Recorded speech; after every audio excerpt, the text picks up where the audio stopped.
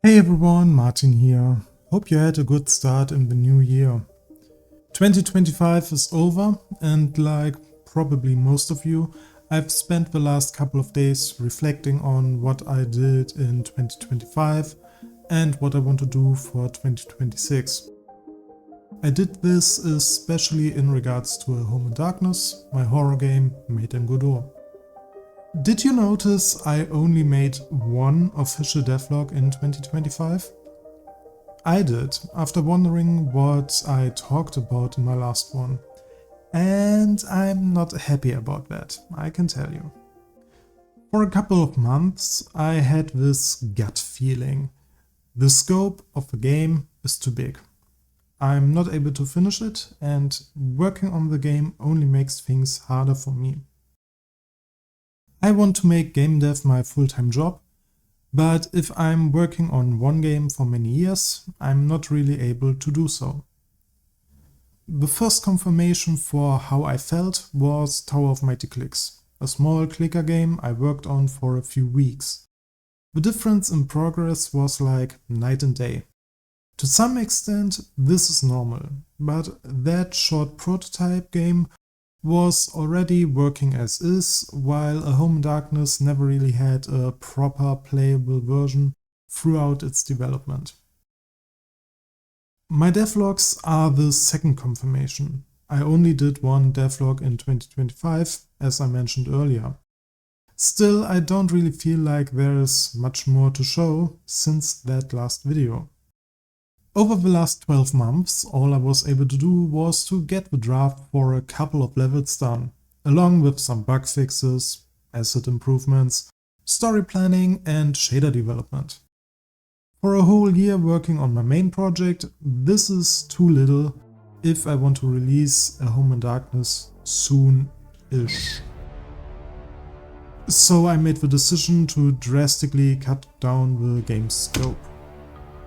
I have talked about this in previous devlogs, but in those I was thinking about taking out an area of the game, removing characters, etc.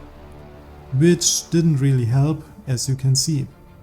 So I'm taking a different approach. I'm removing the complete story of the game. I really like the story I've come up with, and all the themes and interesting events I had planned. But the story requires making a lot of enemies, NPCs, and detailed locations. Too much for me to finish anytime soon, even when taking out some of them.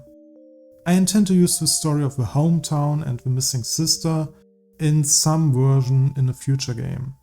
The same goes for the combat and magic system. While they are fun, they require me to do so much extra work in order to integrate them properly. I'm not just talking about the programming part, which is difficult, but doable. No, I'm talking about modeling weapons, implementing effects for casting spells and hit feedback, creating additional enemies with different skills and stats, so that there is actually enough variety in the combat encounters. It wouldn't make much sense to have 3 different ways of attacking if there's only one enemy type. Players would always end up using the most effective combat method. Even if you scale both up, the problem remains as long as the ratio is the same. Also, don't forget all the time I'd need to sink into balancing stats, timing animations, and making sure the navigation for the enemy works. With A Home in Darkness, I tried to make a good game in 3 main aspects: story, art and gameplay. With the game I wanted to accomplish many things I didn't have much experience in. How to tell a multiple hour long interesting story, how to make a horror story, how to make 3D levels, characters, etc. How to mimic the art style of my favorite game series. How to implement melee and range combat in 3D space, how to implement an interesting magic system, how to create different enemies with their own animation and AI behavior, and how to make my own music. Back when I started this project, I thought most of this stuff I'll learn over time. And I did, somewhat. I'm still learning, but am already much better. But because I had to learn everything, the game is still not done. And instead of putting everything I learned into this one game, like I tried the last couple of years, I'd much rather put the effort into other game ideas I have. Instead of getting good at everything in one game, I want to focus on one aspect and learn everything I can about it with a much smaller game. For A Home in Darkness, after removing story, combat and magic, the art style remains. With this new focus, the game is going to be small, with an appealing and unique art style that fits well in a horror game. I've basically gone back to the one house concept of the game I had originally in mind. This concept had its flaws, but at least it was doable. I can now see myself turning that concept into a finished game in a reasonable amount of time. The gameplay will be much more straightforward and minimal, as it is not the focus anymore. This is an aspect of game development I want to save for future games.